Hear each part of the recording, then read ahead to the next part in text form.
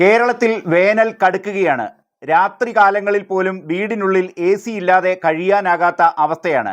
അതുകൊണ്ട് തന്നെ ഈ സീസണിൽ കേരളത്തിൽ ACയുടെ വിൽപ്പന തകൃതിയാണ്. എന്നാൽ AC വാങ്ങുമ്പോൾ ഏതെങ്കിലും ഒരു AC വാങ്ങിയാൽ മതിയോ? അതുപോരാ. AC വാങ്ങുമ്പോൾ ശ്രദ്ധിക്കേണ്ട കാര്യങ്ങൾ എന്തൊക്കെയാണ്? ഇൻസ്റ്റാൾ ചെയ്യുമ്പോൾ എന്തൊക്കെ കാര്യങ്ങൾ ശ്രദ്ധിക്കണം? അതുപോലെ AC ഉപയോഗിക്കുമ്പോൾ എന്തൊക്കെ കാര്യങ്ങൾ ശ്രദ്ധിക്കണം? ഈ കാര്യങ്ങളാണ് ഇന്ന് ഫിനാൻഷ്യൽ ഗൈഡ് പരിശോധിക്കുന്നത്. നമസ്കാരം, ഞാൻ അഭിലാഷ് നായർ. ഫിനാൻഷ്യൽ ഗൈഡിൻ്റെ ഏറ്റവും പുതിയ എപ്പിസോഡിലേക്ക് എല്ലാവർക്കും സ്വാഗതം.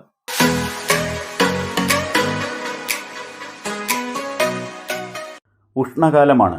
പലരും എയർ കണ്ടീഷണർ വാങ്ങാൻ തയ്യാറാവുന്ന കാലം.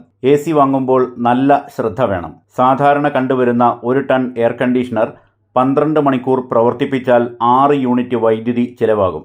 എയർ കണ്ടീഷണറുകളിൽ വൈദ്യുതി ലാഭിക്കാൻ എന്തൊക്കെ കാര്യങ്ങൾ ശ്രദ്ധിക്കണമെന്ന് നോക്കാം. വീടിൻ്റെ പുറം ചുമരുകളിലും ടെറസിലും വെള്ള നിറത്തിലുള്ള പെയിന്റ് ഉപയോഗിക്കുന്നതും ജനലുകൾക്കും ഭിത്തികൾക്കും ഷെയ്ഡ് നിർമ്മിക്കുന്നതും വീടിനു ചുറ്റും മരങ്ങൾ വെച്ച് പിടിപ്പിക്കുന്നതും അകത്തെ ചൂട് കുറയ്ക്കാൻ സഹായിക്കും.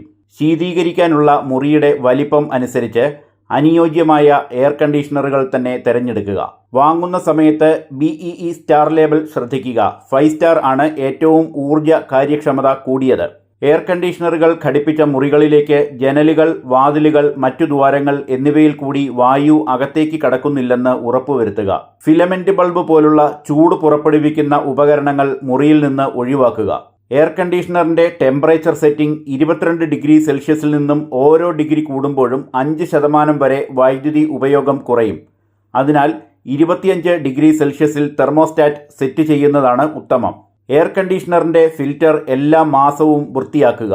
എയർ കണ്ടീഷണറിൻ്റെ കണ്ടൻസർ യൂണിറ്റ് കഴിയുന്നതും വീടിൻ്റെ തെക്ക് പടിഞ്ഞാറ് ഭാഗത്ത് ഘടിപ്പിക്കാതിരിക്കാൻ ശ്രദ്ധിക്കുക.